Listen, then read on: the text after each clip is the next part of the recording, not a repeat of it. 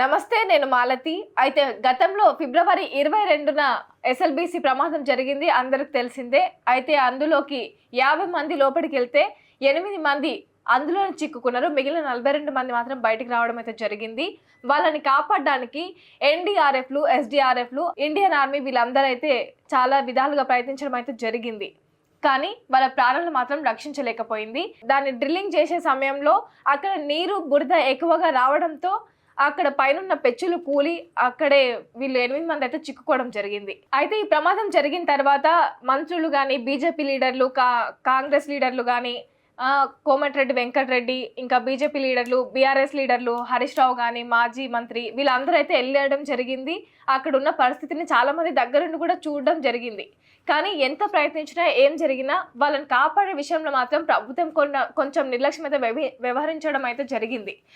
ప్రభుత్వ నిర్లక్ష్యంతోనే ఆ 8 మంది మరణించారనే వార్తలు కూడా మనం వింటూనే ఉన్నాం. సహాయక చర్యలు తీసుకోవడం, ఆ రోజు ఉదయం మార్నింగ్ ఈ ఘటన జరిగితే వీళ్ళు రియాక్ట్ అవ్వడమే, సాయంత్రం రియాక్ట్ అయ్యి అక్కడికి వెళ్ళడం, మంత్రి వెళ్ళడం కానీ అవన్నీ కొంచెం డిలే అయినందుకు మేబీ వాళ్ళని కాపాడడం, ఆ రెస్క్యూ చేయడం మాత్రం కొంచెం లేట్ అయిందని అయితే వినిపిస్తుంది. ఆ 8 మంది ప్రాణాలు కాపాడడంలో రెస్క్యూ టీమ్స్ అయితే ఫెయిల్ అయినాయనే చెప్పాలి. ప్రభుత్వం కూడా ఒక రకంగా ఫెయిల్ అనే చెప్పాలి. అయితే ఘటన జరిగిన తర్వాత మంత్రులు కానీ అందరు వెళ్ళినా కూడా సీఎం మాత్రం రియాక్ట్ అయ్యే విషయంలో మాత్రం చాలా ఆలస్యం జరిగింది. ఆ ప్రమాదం జరిగిన స్థలానికి వెళ్ళారు. అది కూడా ఎందుకంటే అక్కడే వనపర్తి దగ్గర ఏదో కార్యవర్గ మీటింగ్ ఉందని చెప్పేసి కొన్ని అభివృద్ధి కార్యక్రమాలకి శంకుస్థాపన చేయడానికి అని చెప్పి వెళ్ళి, శ్రీశైలం అక్కడి నుంచి అక్కడ దగ్గర అవుతుంది కాబట్టి దానివల్లనే అక్కడికి వెళ్ళడానికి ప్లాన్ వేసుకోవడం జరిగింది. దానికోసమే అక్కడికి వెళ్ళారు తప్ప అక్కడికి వెళ్ళి పరామర్శించాలి అనే ఇంటెన్షన్తో అయితే కాదు. అంత దూరం వనపర్తి వరకు వెళ్ళి అక్కడికి వెళ్ళకపోతే మళ్ళీ ఏమన్నా నెగిటివిటీ వస్తుందేమో అన్న దృష్ట్యా తను వెళ్ళి ఉండొచ్చు సీఎం రేవంత్ రెడ్డి అనే వార్తలు అయితే వినిపిస్తున్నాయి. ఓకే మాలతి, అయితే మనం ఇక్కడ స్క్రీన్ మీద చూస్తున్నాం. ఎస్ఎల్బీసీ బాగానే ఉంది, దీని గురించి బాగానే చెప్పావు. సో మరి దీనికి మల్లన్నకి లింక్ ఏంటి, దీనికి సంబంధించి ఏం చెప్తావు? ఇప్పుడు కాంగ్రెస్ రీసెంట్ గానే మల్లన్న అయితే సస్పెండ్ అయితే చేయడం అయితే జరిగింది. సో ఇదే టైంలో అంటే ఎస్ఎల్బీసీ జరిగిన టైంలోనే కాకుండా ఇంతకుముందు కులగణన కూడా జరిగింది. అయితే కాంగ్రెస్ నుంచి ఎమ్మెల్సీ ఉండే అదే పార్టీలో ఉండి బీసీ కులగణన పైన కూడా వ్యతిరేకించడం జరిగింది. రేవంత్ రెడ్డిని కానీ, ఆ కాంగ్రెస్ పార్టీలో ఉన్న నాయకులను కానీ అదే పార్టీలో ఉండి తమ వర్గానికి చెందిన వాళ్ళనే తిరస్కరించడం అలాంటివన్నీ జరిగింది.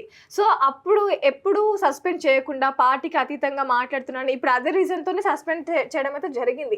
ఈ సస్పెన్షన్ ఏదో అప్పుడే చేయొచ్చు కదా, కానీ ఈ ప్రమాదం జరిగిన తర్వాత ఇట్లా సస్పెండ్ చేయడం ఏంటో అనేది అర్థం అవట్లేదు. అంటే మేబీ ఆ ఎస్ఎల్బీసీని కప్పిపుచ్చుకోవడానికి ఇప్పుడు సడన్ డెసిషన్ ఏమైనా తీసుకుందేమో కాంగ్రెస్ పార్టీ అని చెప్పేసి బయట అయితే జనాలు అయితే అనుకుంటున్నారు. అయితే మాలతి, దీనికి లింక్ ఎక్కడైతుంది అసలు, దీనికి సంబంధం ఏంటంటావు?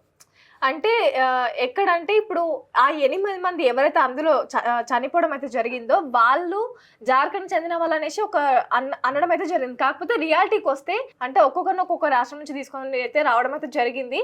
సో ఇప్పుడు ఈ ఇన్సిడెంట్ జరిగినప్పుడు ఇది ఒక్కొక్క రాష్ట్రం నుంచి ఒక్కొక్కరు వచ్చినందుకు ఇది ఏమైతే నేషనల్ వైడ్ ఇష్యూ అవుతుంది. అంటే అక్కడున్న ప్రభుత్వం నిర్లక్ష్యం వల్లనే కాంగ్రెస్ ప్రభుత్వం అక్కడ ఫెయిల్ అయింది. తెలంగాణలో ఈ రెస్క్యూ టీమ్ వల్ల వాళ్ళు ఫెయిల్ అయినారు.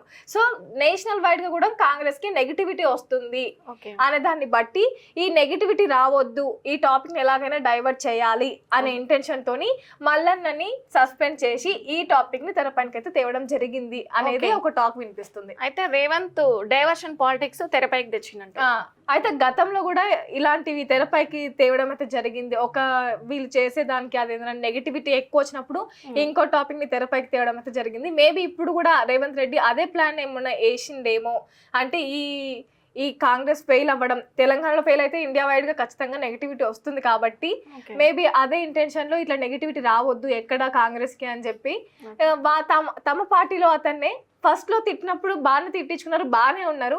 ఇప్పుడే ఇదే టైంకి ఎందుకు సస్పెండ్ చేయాల్సి వచ్చిందో ఇంకా వాళ్ళు మేబీ కవర్ చేసుకోవడానికి చేసిండ్రు అని చెప్పి టాక్ అయితే వినిపిస్తుంది. మరి ఓకే, తెలంగాణ కాంగ్రెస్ పార్టీపై నెగిటివిటీ వస్తుందని చెప్పేసి ఈ ఎమ్మెల్సీని సస్పెండ్ చేసినట్టు, ఎమ్మెల్సీ మల్లన్నని సస్పెండ్ చేసినట్టు ప్రజల్లో అయితే ఈ వార్తలు వినిపిస్తున్నాయి.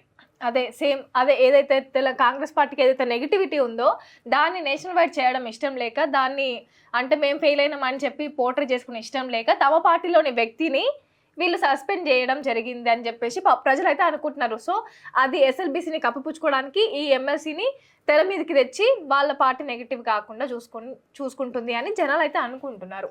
ఇది ఇప్పుడు డైవర్షన్ పాలిటిక్స్ అనేవి ఇలా ఉన్నాయి, ప్రజల్లో ఇలాంటి మాటలు వినిపిస్తున్నాయి. దీనిపై మీరేమనుకుంటున్నారో కామెంట్ చేయండి. ఈ ఇన్ఫర్మేషన్ మీకు నచ్చినట్టయితే లైక్ చేయండి, షేర్ చేయండి, కామెంట్ చేయండి. ఈ టాపిక్ పైన మీ ఒపీనియన్ ఏంటో మాకు కామెంట్ చేయండి.